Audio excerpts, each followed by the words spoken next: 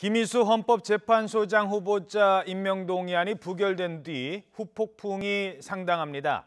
여야는 서로 내탓 책임 공방을 벌이고 있고 또 청와대도 당분간 영수회담은 어렵지 않겠느냐는 반응을 보이고 있습니다. 자, 이런 가운데 김명수 대법원장 후보자, 박성진 중소벤처기업부 장관 후보자 임명도 현재로서는 장담하기 힘든 상황입니다. 멀어지는 협치 전국, 두 분 전문가와 함께 지금부터 전망해 보도록 하겠습니다.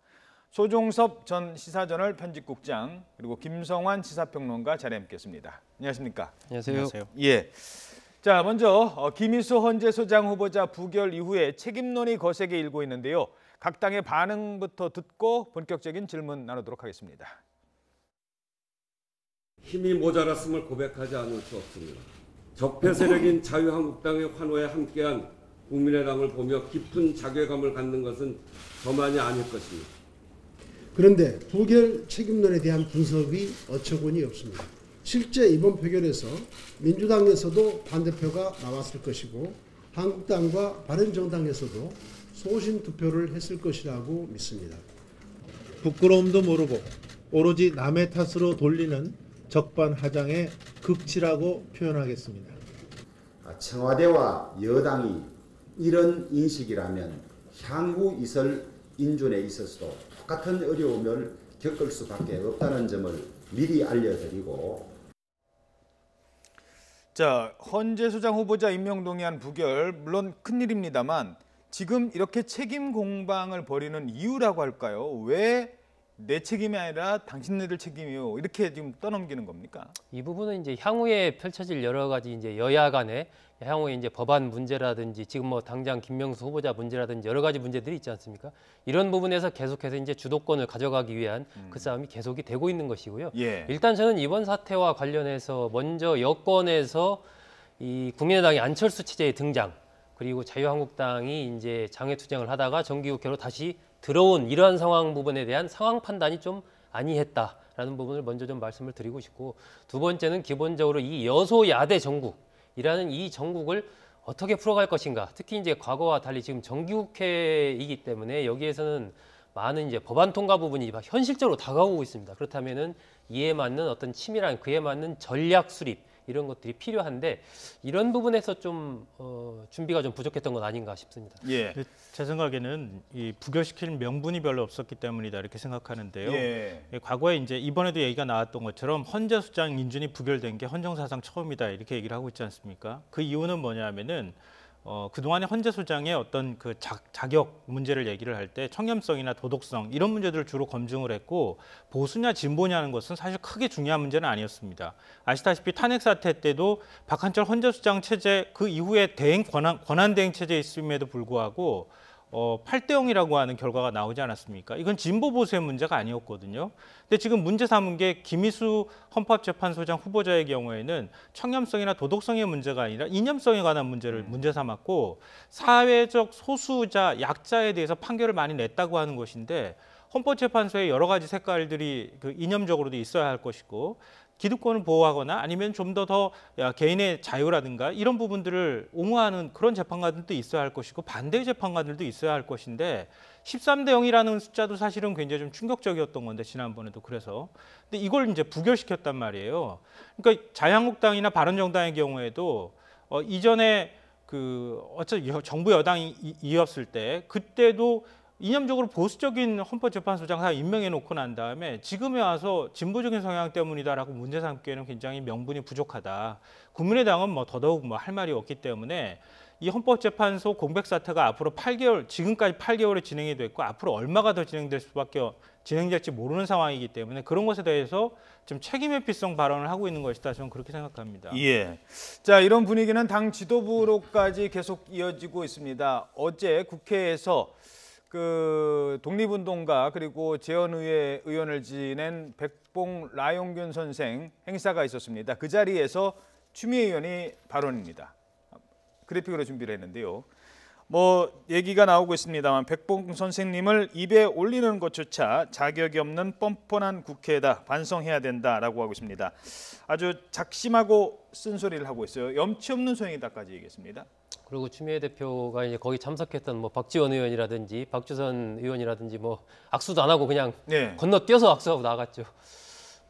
저는 뭐 집권 여당 대표가 일정하게 비판을 할 수 있지만 지금 상황 자체가 이 야권을 비판한다고 해서 이 문제가 해결될 문제가 아니거든요. 그리고 이 법안 통과를 하기 위해서는 현실적으로 야권의 협조가 있어야 됩니다. 그렇기 때문에 어떻게 하면 이 문제를 풀 수 있을까를 더 고민을 많이 해야 되고, 그렇기 때문에 내놓는 메시지나 워딩 자체가 이렇게 불필요하게 상대를 자꾸 자극할 필요는 없다. 전략적으로 봤을 때도 이것은 별로 좋지 않다라고 생각을 하고, 악수 같은 경우도 하면은 다 해야지 그걸 굳이 건너뛸 필요가 있었을까. 저는 마음속에 물론 이런 부분에 대해 서운한 감정이 있다고 해도 정치라는 것이 어떤 결과를 만들어내는 것이 중점이기 때문에 그러한 측면에서 여당 대표가 조금 더 성숙한 모습, 그리고 그럼 협치를 위해서 정말 전략적인 고려를 하는 이런 모습들을 보여줬다면 얼마나 좋았을까 하는 생각이 듭니다. 특히 박지원 의원한테 더 섭섭한 감정을 가졌을 것 같아요. 국민의당과 민주당과의 관계 앞으로 어떻게 될까요?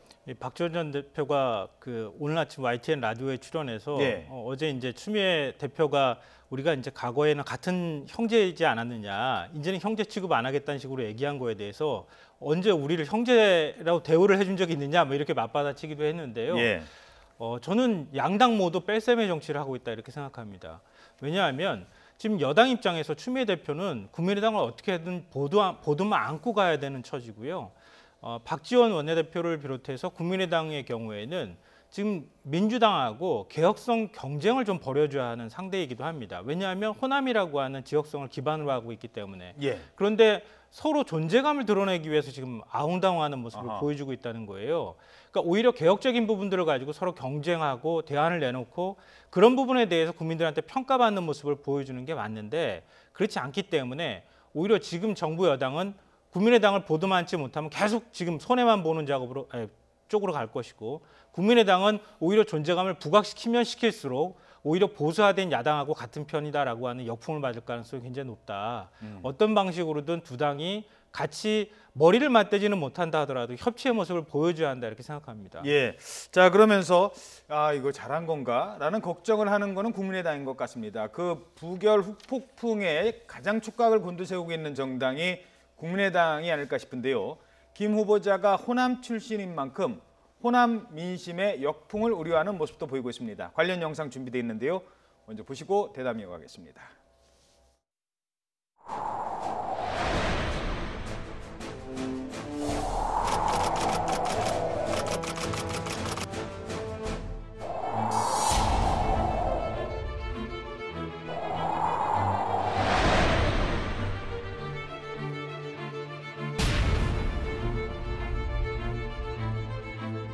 김민수 후보자는 평생 올곧은 법조인의 길을 걸어오신 분이며 견해의 차이가 있을 뿐 그에게는 어떤 잘못도 없습니다.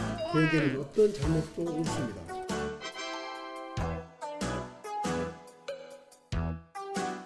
문재인 발판은 문재인 대통령에게 있습니다. 결과적으로 헌재의 독립성과 중립성을 침해 소지가 있다고.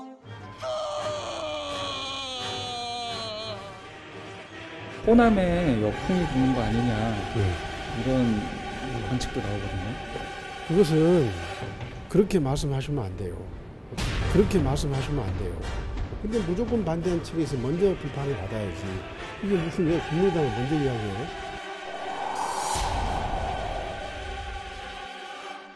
국민의당 의원들은 존재감이나 힘을 보여주기 위해 캐스팅 보트를 행사한 것이 아닙니다.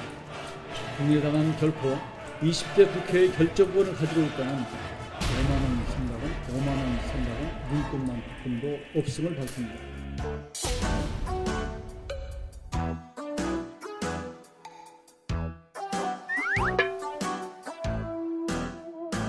오만한 생각은 눈꽃만큼도 없음을 밝힙니다. 균형 감각을 가지고 있는지 그 기준으로만. 김민수 후보자는 어떤 잘못도 없습니다.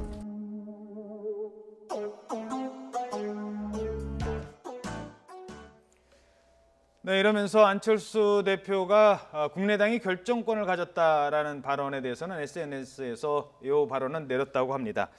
자, 김동철 원내대표 말대로라면 뭐 그 평생을 올곧게 살아오고 또 어떤 잘못도 없는 헌재소장 후보자를 그렇다면 왜 낙마시킨 걸까요? 그러니까 김동철 원내대표는 이제 김희수 후보자가 이제 전북 출신이었지 않습니까? 네. 그러니까 이런 부분들이 혹시나 이제 전북, 전남, 호남의 여론에 좀 영향을 미칠까 그걸 걱정을 해가지고 이 김희수 후보자 자체에 우리가 집중한 게 아니고 문재인 정권의 전반적인 인사 정책, 이제 그 전에 여러 가지로 박성진 후보자라든지 유영진 식약처장 문제라든지 뭐 탁현민 행정관 문제 이런 등등과 가지고 우원식 원내대표에게 여러 가지 얘기를 했었다는 얘기도 이제 공개가 됐지 않습니까? 그렇죠. 그러한 맥락에서 이것이 이루어진 것이 우리가 콕 집어서 이 사람을 낙마시키기 위해서 한 것은 아니다라고 이제 얘기를 하는 건데 논리적으로 좀 안 맞는 부분이 있죠. 아마 그 부분을 이제 호남 민심에서 척지고 싶지 않은 그런 맥락에서 이제 해명을 하다 보니까 아마 그런 맥락으로 이야기를 한 것 같은데 뭐 논리적으로 딱 연결되는 것 같지는 않습니다. 예, 결론적으로 결국은 이 구조는 여소야대 전국에서는 계속 반복될 수밖에 없는 지금의 상황입니다. 청와대, 여당이 결국 이 문제를 풀어가야 되는데 어떻게 풀어가야 될 것으로 보십니까? 근데 굉장히 풀기 좀 쉽지 않은 상황입니다. 뭐 청와대 입장으로만 본다면 청와대는 그동안에 지지율에 너무 도취된 측면이 저는 있었다고 생각합니다. 왜냐하면 국민 여론과 지지도하고 국회 의석수, 국회 권력의 어떤 그 의석수 배분에 관한 문제, 이것은 다른 차원의 문제거든요. 그리고 국민들이 아무리 지지한다 하더라도 의회 권력을 넘어서야 그래야 이제 국정 운영이 가능한 것인데 지금 의회 권력을 넘어서야 하는데 캐스팅 보트는 국민의당이 지고 있는 게 사실이거든요. 예. 국민의당을 어떤 방식으로든 설득하려고 하는 노력이 일단 선행됐어야 한다. 이런 지적을 좀 하고 싶고요. 둘째로는 국민의당도 좀 페어한 게임을 해야 한다고 저는 생각해요.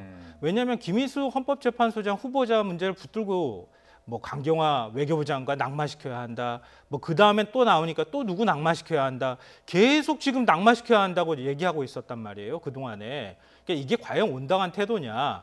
헌법재판소 공백 사태를 이렇게 방치하는 게 과연 맞는 것이냐. 그러면 누울 자리를 보고 발을 뻗으라고 차라리 그러면은 박성진 후보자나 이런 사람들 그냥 낙마시키라고 요구하면 되지. 그걸 꼭 헌법재판소장 후보자 문제를 가지고 붙들고 앉아가지고 그걸 카드로 삼아서 다른 후보자들을 낙마시키라고 요구하는 게 과연 공정한 게임이냐? 좀 공정하지 않다고 보고요.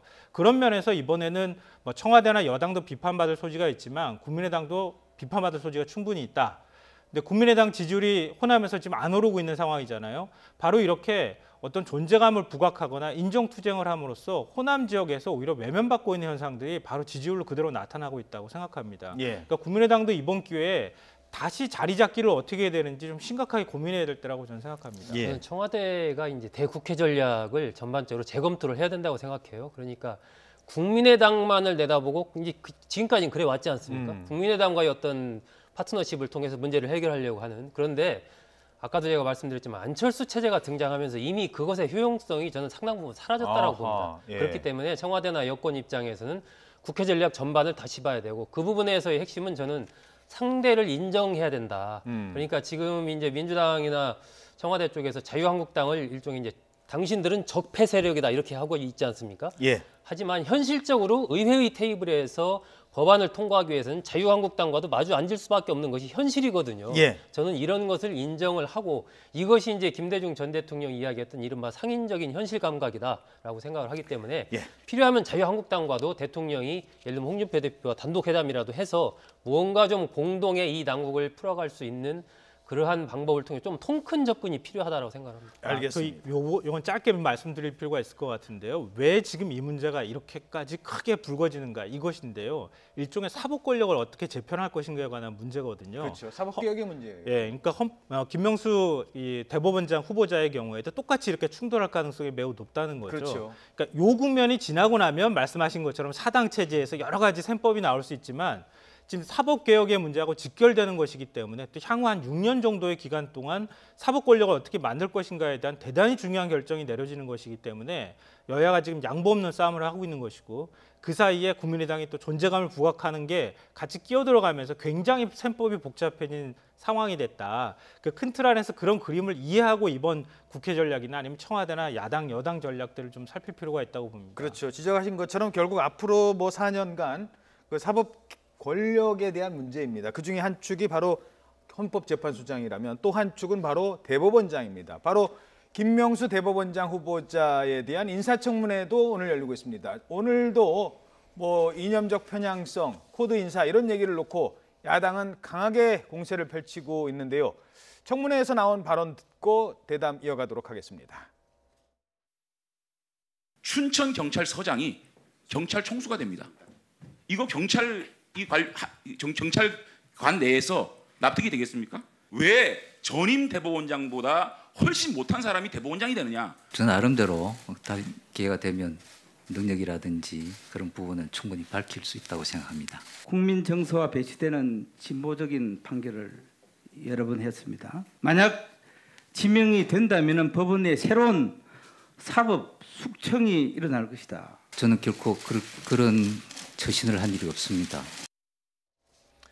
네, 바로 질문 드리죠. 이번 대법원장도 역시 국회에서 본회의 표결 또 거쳐야 됩니다. 그렇습니다. 이번에는 통과될 것으로 보이십니까? 저는 통과될 걸로 봅니다. 예. 김희수 재판관 후보자랑 조금 다른 점이 이제 김희수 헌법재판소장 후보자 같은 경우는 예를 들면 통진당 해산에 반대를 했다든지 그리고 임기가 내년 9월이면 끝나요. 그럼 임기 1년에 헌재 소장을 하는 게 맞느냐? 하여튼 뭐 그 외 여러 가지 그런 부분들이 이제 제기가 됐는데 김명수 대법원장 후보자 같은 경우는 일부 지금 이제 자유한국당 의원들이 중심이 돼서 어떤 편향성 문제를 이야기를 하고 있지만 그 부분이 예를 들면 우리 법 연구회나 국제인권법 연구회 활동을 했다라는 그 자체가 과연 이렇게 결정적인 흠결이 되느냐라는 부분에서 굉장히 이론이 좀 많이 있을 수가 있고 예. 그 판결 내용 중에서도 이제 전교조 관련된 그 법의 노조 효력 정지 신청을 인정한 거거든요. 이거 판결 자체가 아니고 그 좀 시간을 두고 좀 논의하자라는 그런 부분이기 때문에 저는 논란은 좀 있을 수가 있지만 뭐 통과되는 데는 큰 어려움은 없지 않나 이렇게 봅니다. 혹시 다른 생각 갖고 계십니까?